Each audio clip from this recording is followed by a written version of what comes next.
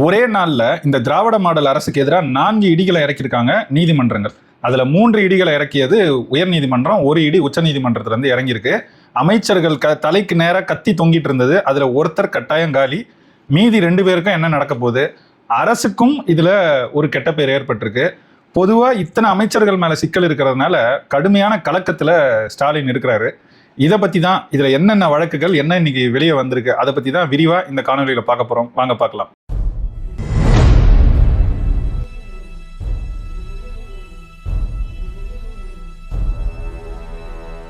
அனைவருக்கும் வணக்கம். நான் ஏற்கனவே சொன்னது போல 4 இடிகள்னா 4 உத்தரவுகள் உயர்நீதிமன்றத்தில இருந்தும் உச்ச நீதிமன்றத்தில இருந்து வந்திருக்கு. இதுல முதல் இடி டாஸ்மாக் மேல, அது இறக்குனது உயர்நீதிமன்றம். என்ன இடினா, இது இவங்களே கேட்டு வாங்கிக்கிட்டது தான் தமிழ்நாடு அரசு.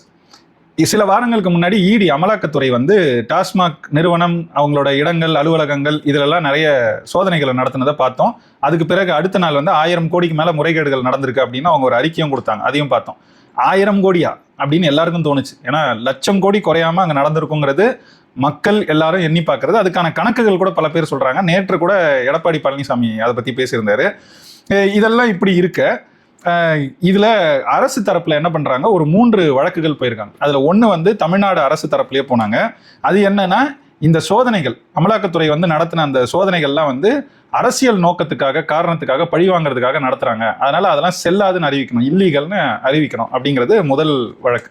இரண்டாவது என்னன்னா, டாஸ்மாக் தரப்புல இருந்து எங்களோட ஊழியர்களை ரெய்டுங்கிற பேர்ல, சோதனைங்கிற பேர்ல ரொம்ப மன உளைச்சலுக்கு ஆளாக்கி இருக்கிறாங்க, இதெல்லாம் தடுத்து நிறுத்தணும் அப்படின்னு சொல்லி டாஸ்மாக் தரப்புல 2வது வழக்கு. எங்க எம்ப்ளாயீஸை அரெஸ்ட் பண்ணியிருக்கிறாங்க. அதுதான் சுருக்கமா சொல்லணும். மூன்றாவது என்னன்னா, 2 பேரும் சேர்ந்து, டாஸ்மாக்கும் தமிழ்நாடு அரசும் சேர்ந்து அவங்க என்ன சொல்றாங்கன்னா, தமிழ்நாடு அரசுக்கு தெரியாம, they have kept the Tamil Nadu government in dark அப்படிங்கிறாங்க. தமிழ்நாடு அரசுக்கே தெரியாம இந்த ரெய்டை அமலாக்கத்துறை நடத்தியிருக்கு. தமிழ்நாடு அரசுக்கு தெரியாம தமிழ்நாடு அலுவலகங்கள், அரசு அலுவலகம், ஏன்னா டாஸ்மாக் அரசு நிறுவனம், அரசு அலுவலகங்கள்ல இந்த மாதிரி சோதனைகளை நடத்தக்கூடாது அப்படின்னு சொல்லி 3வது ஒரு வழக்கு. இதை 3ஐயும் சேர்த்து தான் விசாரிச்சிருக்கிறாங்க. அதுக்கு ஏற்கனவே ஒரு நாள் விசாரணை நடந்து அதுக்கு பிறகு அதுக்கு தீர்ப்பு கொடுக்குறோம் தான் இன்னைக்கு தீர்ப்பு கொடுத்தாங்க. தீர்ப்புல மிக தெளிவா, இதெல்லாம் உங்களோட வேலைலாம் எங்ககிட்ட வேணாம், இது எல்லாமே தகுந்த முறையில தான் நடந்திருக்கு, முதல்ல நீங்க சொன்னது மாதிரி இல்லீகல்னா அறிவிக்க முடியாது, சான்றுகள் இருக்குங்கிறாங்க. ஏன்னா அதுக்கு அரசு தரப்புல என்ன சொல்றாங்கன்னா, நாங்களே இங்க இருக்கிற லஞ்சம் ஒழிப்புத்துறை இருக்குல்ல, லஞ்ச ஒழிப்புத்துறை ஏற்கனவே சில வழக்குகள்ல எஃப்ஐஆர் போட்டிருக்கு, அந்த வழக்குகளை பின்தொடர்ந்து இவங்க இந்த நடவடிக்கைகள் எடுக்கிறாங்க, இப்படி எடுத்தாங்கன்னா அந்த வழக்கு விசாரணை தடைப்படும், இப்படினாலாம் இவங்க போய் வாதங்களை வைக்க, அதெல்லாம் பார்த்துட்டு அப்படிலாம் ஒன்றும் கிடையாது, அவங்க செய்யறதை செய்யலாம் அப்படின்னு சொல்லிருச்சு நீதிமன்றம். அது மட்டும் இல்லாம இவங்க எங்களோட எம்ப்ளாயிஸ் அரெஸ்ட் பண்றாங்கன்னு சொன்னதுக்கு சோதனை விசாரணை அப்படின்னா சில இடங்கள்ல சில பேருக்கு அதெல்லாம் நேரலாம், அது கூட அவங்க தரப்புல கடுமையா எதிர்த்திருக்கிறாங்க. அப்படிலாம் இல்லை, நாங்க பெண் ஊழியர்கள் எல்லாரையும் இரவுல அவங்க வீட்டுக்கு போறதுக்கு கூட அனுமதிச்சிட்டோம், அந்த அளவுக்கு தான் நாங்க நடத்தணும்னு சொல்லி அமலாக்கத்துறை தரப்புலையும் சொல்றாங்க.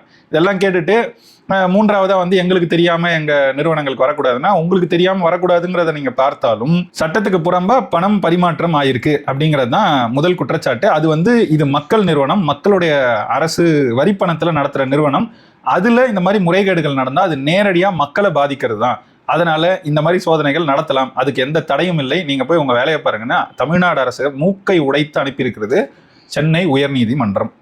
இந்த அசிங்கம் தேவையா? தொடர்ச்சியா ஒரு மாதத்துக்கு 2 முறையாவது இந்த திராவிட மாடல் அரசு வந்த பிறகு நீதிமன்றத்தில் போய் இந்த மாதிரி அசிங்கப்பட்டு திட்டு வாங்கிட்டு வராங்க. இது தமிழ்நாடு அரசு தான் அங்க தமிழ்நாடு அரசுங்கிறது தமிழ்நாட்டு மக்களோட அரசு. அப்போ தமிழ்நாட்டு மக்களுக்கும் ஒரு வகையில இந்த அவமானங்கள் நேர்றதா தான் நம்ம பார்க்க முடியும். தொடர்ச்சியா இதை செய்யறது மிக மிக கேவலமான, எவ்வளவு நிர்வாக திறனற்ற ஒரு அரசா இந்த அரசு இருக்குங்கிறத தான் காட்டுது. இது முதல் இடி இறக்குனது உயர்நீதிமன்றம் டாஸ்மாக்கு. இந்த டாஸ்மாக்கு அமைச்சர் யாருன்னு எல்லாருக்கும் தெரியும், செந்தில் பாலாஜி. 2வது இடி அங்கதான் இறங்கியிருக்கு. இந்த இடியை இறக்குனது யாருன்னா உச்ச நீதிமன்றம். ஏன்னா ஏற்கனவே இவர் மேல ஒரு வழக்கு இருக்கு. இது இவர் அதிமுக ஆட்சியில அமைச்சரா இருந்தப்போ செஞ்சது. அப்போ ஸ்டாலினே எதிர்த்து பேசியிருக்கிறாரு, வழக்கு கொடுத்திருக்கிறாரு, எல்லாம் நடந்திருக்குன்னு வச்சுக்கோங்க. இப்ப அதனுடைய தொடர்ச்சியா தான் ஒரு ஓராண்டுக்கு மேல சிறையிலும் இருந்தார். அந்த சிறையிலிருந்து அவருக்கு பிணை கொடுக்கப்பட்டது. சிறையில் இருந்த காலத்துல பெரும்பான்மையான காலம் அமைச்சராகவும் இருந்தார். போர்ட்போலியோ இல்லாத அமைச்சர், அமைச்சரவை எந்த துறையும் இல்லாத ஒரு அமைச்சரா தொடர்ந்துட்டு தான் இருந்தாரு. அதுக்கு பிறகு பல்வேறு கேள்விகள் 8 மாசம் கடந்துச்சு. அதுக்கப்புறம் இதுக்கு மேலே இருக்க முடியாதுன்றதுனால அவர் அமைச்சர் பதவியிலேருந்து நீக்கினாங்க. நீக்கின பிறகுதான் அவருக்கு பிணையும் கிடைத்தது. இப்போ நீதிமன்றம் என்ன கேட்குறாங்கன்னா, இங்க இருந்த சூழலே வேற, பிணை கொடுக்கும்போது இருந்த சூழலே வேற. இப்ப செந்தில் பாலாஜியை நாங்க ஒரு கேள்வி கேட்கிறோம், நீங்க அமைச்சரா இருக்க விரும்புறீங்களா இல்ல சுதந்திரமா வெளியில இருக்கணும் விரும்புறீங்களா? உங்களுக்கு 2 வாய்ப்புகள் தான். ஒண்ணு, நீங்க அமைச்சரா தொடருங்க, இல்லைன்னா பிணை கிடையாது, பிணையை ரத்து பண்ணிடுறோம், நீங்க திரும்ப கைதாகி உள்ள வந்துருங்க. இது 2 வாய்ப்புகள் தான். அமைச்சரா தான் இருக்க போறீங்கன்னா எங்களுக்கு வேற வழி இல்லை, இதுதான் நாங்க செய்யணும் அப்படின்னு சொல்லிட்டாங்க. அமைச்சர் பதவியிலேருந்து அவர் விலகுனா அவர் வந்து வெளியில இருக்கலாம், அந்த வாய்ப்பையாவது உச்சநீதிமன்றம் அவருக்கு கொடுத்துருக்கு. இதை சொல்லும் போது அவங்க என்ன சொல்றாங்கன்னா, அவர் ஏதோ நன்னடத்தை காரணமாலாம் நாங்க பிணை கொடுக்கல, அடிப்படை உரிமை அவருக்கு இருக்கட்டுமே, ஒரு குடிமகன்ற வகையில அவருக்கு நாங்க கொடுத்தோமே தவிர நன்னடத்தையின் அடிப்படையில எல்லாம் கொடுக்கல. அப்படின்னா இவர் என்ன மாதிரி நடத்தையில உள்ள இருந்தாருன்னு நமக்கு தெரியல, அவங்க சொன்னதை அப்படியே சொல்றோம். அதனால அப்படிலாம் கொடுக்கல, அடிப்படை உரிமைங்கிறதுனால கொடுத்தோம். நீங்க அதை புறக்கணிச்சுட்டு இன்னைக்கு வந்து அமைச்சரா இருந்துகிட்டு வேலை பார்ப்பீங்கன்னா நாங்க கட்டாயம் கடுமையான முடிவுகளை எடுக்க வேண்டியிருக்குங்கிறது தான் உச்சநீதிமன்றம் மிக கடுமையாக நேரடியாக சொல்லியிருக்கிறாங்க. இதுக்கு அவங்க ஒரு கால கெடுவும் கொடுத்துருக்காங்க அவருக்கு. திங்கட்கிழமை, அதாவது 28ஆம் தேதி பிற்பகல் 2 மணிக்குள்ள எங்ககிட்ட வந்து நீங்க அமைச்சரா தான் இருக்க விரும்புறீங்களா இல்ல வெளியில இருக்க விரும்புறீங்களான்னு சொல்லுங்க. அமைச்சரா இருக்கிறீங்கன்னா நாங்க உங்களை உள்ள தூக்கி வச்சிருவோம், இல்ல வெளியே இருக்க விரும்புறீங்கன்னா சொல்லிட்டீங்கன்னா அமைச்சர் பதவியை நீங்களே ராஜினாமா செஞ்சுட்டு வந்து சொன்னா நாங்க உங்களை பிணையில இருக்க விடுறோம். இதுதான் அவருக்கு கொடுக்கப்பட்டிருக்கிற 2 வாய்ப்புகள். அதனால கட்டாயம் இந்த முறை செந்தில் பாலாஜி காலி, அவரு அமைச்சர் பதவியிலேருந்து இறங்கி தான் ஆகணும். இதை எப்படி, இது சொன்னது உச்சநீதிமன்றம், இன்னும் மேல்முறையீடு பெரிய பெஞ்சில் போறாங்களா என்ன செய்யறாங்கன்றதை நம்ம காத்திருந்து தான் பார்க்கணும். ஆனா அதிக வாய்ப்புகள் இருக்கிறது போல நமக்கும் தெரியல. அதனால செந்தில் பாலாஜி கட்டாயம் இந்த முறை காவு கொடுக்கப்படுவார் அப்படிங்கிறது தான் கண் முன்னாடி தெரிகிற காட்சி. இப்படி ஒரு அமைச்சரை தன்னோட அமைச்சரவையில் வச்சுக்கிட்டு கொஞ்சம் கூட கூச்சமே இல்லாம எங்க அரசை எவனாலையும் எந்த கொம்பனாலையும் குறை சொல்ல முடியாதுன்னு பேசினார் தெரியுமா ஸ்டாலின். இப்படி ஒரு முதல்வர் கிடைக்க தமிழ்நாடு மக்கள். அடுத்தது என்னன்னா, துரைமுருகன் மூத்த அமைச்சர், இன்னைக்கு இருக்கிற முதல்வரை விடவும் அதிக காலம் அங்க செயல்பட்டவர். 67 காலகட்டத்திலேருந்து அவர் தொடர்ச்சியா சட்டப்பேரவை உறுப்பினராக இருக்கிறவர். இதெல்லாம் இருந்தாலும் அவர் மேல ஒரு சொத்து குவிப்பு வழக்கு நீண்ட காலமா இருக்கு. எப்ப போட்ட வழக்கு தெரியுமா? நம்ம இப்ப பேசுற வழக்கு 1996 2001 வரைக்கும் திமுக ஆட்சி அமைஞ்சிருந்த போது, ஐயா கருணாநிதி அவர்கள் முதல்வராக இருந்த போது இவர் அப்பவும் இதே போன்ற ஒரு துறைக்கு அமைச்சராக இருந்தார். அந்த காலகட்டத்தில் வெறும், அதாவது இவங்களோட கணக்குப்படி சொல்றேன், வெறும் 3,92,00,000 அவர் வருமானத்துக்கு அதிகமாக சொத்தை குவிச்சிட்டாருங்கிறது தான் வழக்கு. 3,92,00,000 இவங்களுக்குலாம் அதெல்லாம் ஒரு பொருட்டா? வெறும் அவ்வளவுதான். உண்மையிலே அவ்வளவு மட்டும்தான் பண்ணியிருப்பாங்கன்னு நினைக்கிறீங்களா? எல்லாருக்கும் தெரியும் உண்மை என்னன்னு. ஆனா அதுதான் வழக்கு. அந்த வழக்கு எப்போ தொடரப்பட்டதுன்னா, அதாவது 96 2001 வரைக்கும் இருந்தது. 2001-3 காலகட்டத்திலேயே தொடரப்பட்டு 2007 இவங்க மீண்டும், அது அதிமுக ஆட்சியில தொடரப்படுது வழக்கு. 2006 இவங்க திரும்ப ஆட்சிக்கு வந்துடுறாங்க. 2007 இவரோட மனைவி, மகன், மருமகள் எல்லாருமே இதுல, அவர் சகோதரர் உட்பட எல்லாருமே இதுல குற்றவாளிகளா குற்றம் சாட்டப்பட்டிருக்காங்க. அவங்க எல்லாரையுமே விடுவிச்சிருது வேலூர் சிறப்பு நீதிமன்றம்.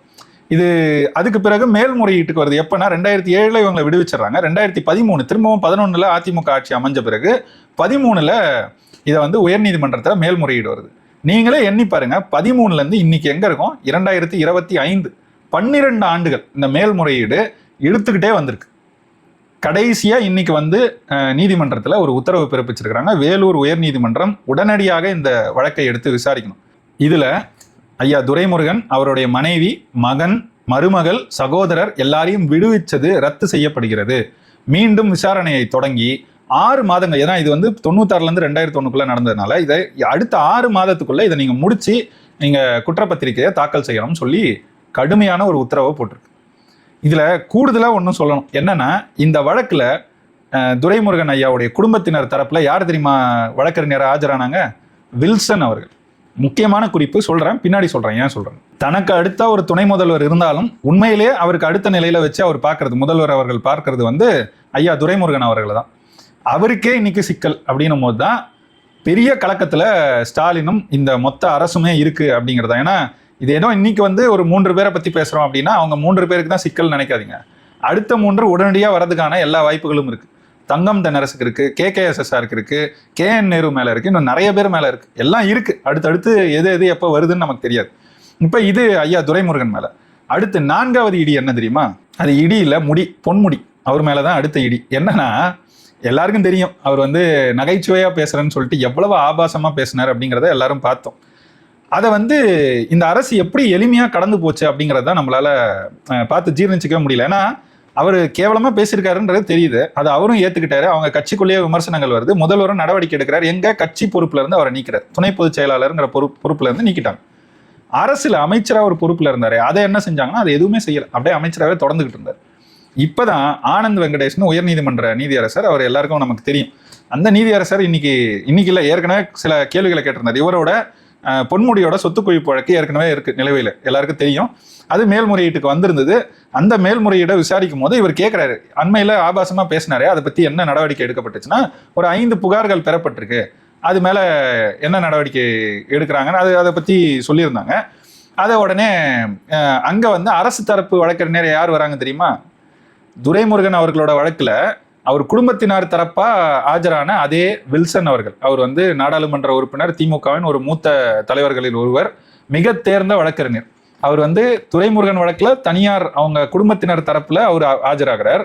இங்க பொன்முடி வழக்குல அரசு தரப்புல வழக்கறிஞரா அவர் ஆஜராகிறார். ஆஜராகி என்ன சொல்றாருன்னா, அந்த வழக்குகள் எல்லாம் மதுரை உயர்நீதிமன்ற கிளையில விசாரிக்கப்பட்டது, அதுக்கு நடவடிக்கை எடுக்கிற அளவுக்கு எதுவும் முகாந்திரம் இல்லைங்கிறதுனால தள்ளுபடி செய்யப்பட்டுருச்சு, அதனால அதை பத்தி நம்ம இங்க விசாரிக்க வேணாம், பேச வேணாம் அப்படின்னு சொல்லி அரசு தரப்புல இவங்க சொல்ல, அதுக்கு பிறகு நீதியரசர் பல கேள்விகளை எழுப்பிட்டு, அதெல்லாம் கிடையாது, உடனடியாக நடவடிக்கை எடுங்க, இதனா பதிவுத்துறைக்கு தானாக முன் வந்து வழக்கு போட்டு சென்னை உயர்நீதிமன்றத்தின் தலைமை நீதியரசர் கையில வந்து அந்த வழக்கு விவரங்களை ஒப்படைங்க, அவர் தான் இதை விசாரிப்பார் அப்படின்னு சொல்லி ஒரு கடுமையான உத்தரவை போட்டிருக்காரு. உத்தரவு போடும்போது பல செய்திகள் அவர் பேசியிருக்கிறார். அமைச்சராக இருக்கிற பொன்முடியோட பேச்சு மிக மிக ஆபாசமான பேச்சு. அது பெண்களை குறித்தும் சைவம் வைணவம் என்கிற தமிழகத்தின் மதங்களை குறித்தும் மிக கேவலமான பேச்சு. இந்த 2 சமயங்களும் இழிவுபடுத்துற பேச்சு.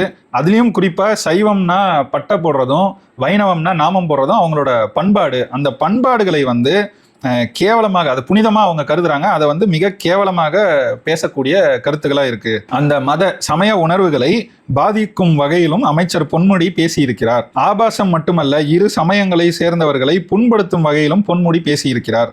அமைச்சராக உள்ளவர் என்பதால் பொன்முடிக்கு காவல்துறை சலுகை வழங்க முடியுமா? பேசியதை பொன்முடி ஒப்புக்கொண்டிருக்கிறார். கட்சி பதவியில் இருந்தும் நீக்கப்பட்டுள்ளார். ஆனால் காவல்துறை நடவடிக்கை எடுக்கவில்லை. பொன்முடிக்கு எதிராக காவல்துறை நடவடிக்கை எடுக்காதது துரதிருஷ்டவசமானது அப்படின்னு கடுமையா அரசை நோக்கியும் இந்த காவல்துறை நோக்கியும் நீதியரசர் கேள்வி எழுப்பியிருக்கிறார். காவல்துறைக்கு அமைச்சர் யாரு? அவரே தான், முதல்வர் அவர்கள். அப்ப நீங்க என்ன ஆட்சி நடத்துறீங்க? உங்க தலைமையில் இருக்கிற துறைகள்லாம் எப்படி செயல்பட்டுக்கிட்டு இருக்கு? இவ்வளவு கேவலமான அமைச்சர்களை வச்சுக்கிட்டு, அது எல்லாருமே மூத்த அமைச்சர்கள். துரைமுருகன் மிக மூத்த அமைச்சர், அவருக்கு அடுத்து பெரிய மூத்த அமைச்சர் பொன்முடி, செந்தில் பாலாஜி இவங்க தலையில தூக்கி வச்சு கொண்டாடுற ஒரு அமைச்சர். இவங்களெல்லாம் வச்சுக்கிட்டு அமைச்சரவையில் நீங்க ஒரு ஆட்சி நடத்துறீங்க அப்படிங்கிறது தான் இந்த 4 இடிகளின் மூலமாக இந்த உயர்நீதிமன்றமும் உச்ச நீதிமன்றமும் தமிழ்நாடு அரசுக்கு எழுப்பியிருக்கிற கேள்வி. உண்மையிலேயே இதுல கவனிக்க வேண்டியது தமிழ்நாடு அரசை விட தமிழ்நாட்டின் மக்கள் தான். இப்படிப்பட்ட கேவலமான அமைச்சர்கள் தேவையா? இப்படிப்பட்ட கேவலமான முதல்வர் தேவையா? இப்படிப்பட்ட ஒரு கேவலமான அரசு தேவையா? நீதியரசர்களால் நீதிமன்றங்களால் கடுமையாக திட்டு வாங்குற நிலையிலே எப்ப பார்த்தாலும் நம் தேர்ந்தெடுத்த அரசு இருக்கே அப்படின்னு தமிழ்நாட்டு மக்கள் தான் உணரணும். இவர்களை மீண்டும் மீண்டும் தேர்ந்தெடுத்து அனுப்பியது நாம் தானே, நம்ம தானே இந்த பிழைக்கு காரணம்னு உணர வேண்டியது தமிழ்நாட்டு மக்கள் தான். இதுல என்னன்னா, உண்மையிலேயே ஏதாவது கொஞ்சமாவது அறச்சிந்தனைன்னு ஏதாவது இருந்தா கட்டாயம் இந்த முதல்வர் பதவியில இருந்து அவரே பதவி விலகி போயிடணும். ஆனால் அதெல்லாம் நடக்க வாய்ப்பு இல்லை. தமிழர்களுக்கு அந்த அறம் உண்டு, திராவிடர்களுக்கு என்றுமே கிடையாது. இதுக்கும் ஏதாவது முட்டு கொடுப்பாங்க. இதெல்லாம் தாண்டி இன்னொரு துயரம் என்ன தெரியுமா? இன்னும் நடக்கலை, அறிவிக்கப்படலை. ஆனால் இன்றைக்கு இரவு நடக்கும் இந்த தொலைக்காட்சி விவாதங்களை எல்லாரும் கட்டாயம் என்ன பேசுறாங்கன்னு பாருங்க. இதை பத்தி பேசுனாங்கன்னா கொஞ்சம், அதாவது 1 விழுக்காடாவது அவங்களுக்குலாம் அறம் இருக்குன்றதை ஏத்துக்கலாம். ஆனால் பெரும்பாலும் என்னோட கணிப்பு, அவங்க காஷ்மீர்ல நடந்த தீவிரவாத தாக்குதலை, இந்த பயங்கரவாத தாக்குதலை பத்தி தான் பேசுவாங்க. இதை பத்தி பேச மாட்டாங்க. ஏன்னா இதை பேசாம தவிர்க்கிறதுக்கு ஏதாவது கிடைக்குதான்னு பார்ப்பாங்க. அவங்களுக்கு இன்னைக்கு அது கிடைச்சிருக்கு, அதனால அதை தான் பேசு பொருளாக்கி இதை மொத்தமா அப்படியே புறக்கணிச்சுட்டு போவாங்கன்றது நாம் இதுவரை இந்த ஊடகங்கள் செயல்பட்ட முறையை வைத்து சொல்லும் ஒரு கருத்து. அதை நம்மளை பொய்யாக்கி அவங்க சரியான செயலை செஞ்சாங்கன்னா உண்மையிலே பாராட்டலாம், பாராட்டுக்குரியது தான். அதுல நமக்கு எந்த சிக்கலும் இல்லை. ஆனா இவங்க இப்படிதான் செஞ்சிருக்கிறாங்கன்றதான் சொல்றோம். இதெல்லாம் தாண்டி இந்த அமைச்சரவை, இந்த அரசு கொஞ்சமாவது உணர்ந்து இனிமேலாவது, அதாவது இந்த மாதிரி அமைச்சர்கள் எல்லாரையும் நீக்கிட்டு இந்த மாதிரி கரைபடியாத அமைச்சர்கள் யாராவது இருந்தாங்கன்னா, திமுக காரணம் அப்படி இருக்கிற வாய்ப்பு கம்மி தான், இருந்தாலும் தேடி பிடிச்சு இருக்கிறவங்க யாரையாவது போடலாம். அதுலேயும் இருந்த ஒரே ஒரு உருப்படியான நபர், உருப்படியானன்னா அவரும் பண்ணையார்த்தனம் மிகுந்தவர் தான், இல்லைன்னு சொல்லலாம். ஆனால் ஒரு நேர்மையாளர், இந்த மாதிரி கேவலமான செயல்களில் ஈடுபட மாட்டார் அப்படிங்கிற அளவுக்கு பேர் வாங்கியிருக்கிற பிடிஆருக்கும் தொடர்ந்து தொல்லை தான் கொடுக்குறாங்க. அதுல இருந்து இவங்க எப்படி செயல்படுறாங்கன்றது நமக்கு புரியுது. இதை இவங்க மாத்திக்க வாய்ப்பு இல்லை. மாற்ற வேண்டியதும் உணர வேண்டியதும் தமிழ்நாட்டு மக்கள் தான்.